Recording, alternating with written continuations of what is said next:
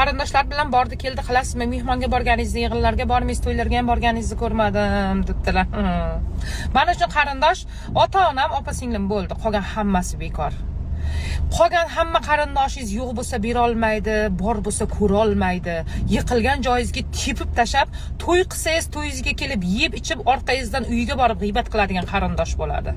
Даже qo'ygan videoyingizga like bosmaydi. Meni orqamdan ko'tarilib ketmasin deydi-da. Bundan 1-2 yil oldin ajrashganimda, singanimda orqamdan og'zini to'ldirib, chaynab g'iybatimni qilganlar, bugun lichkamga kirib olib, "Alo, oqibating bormi? Men falonchaman.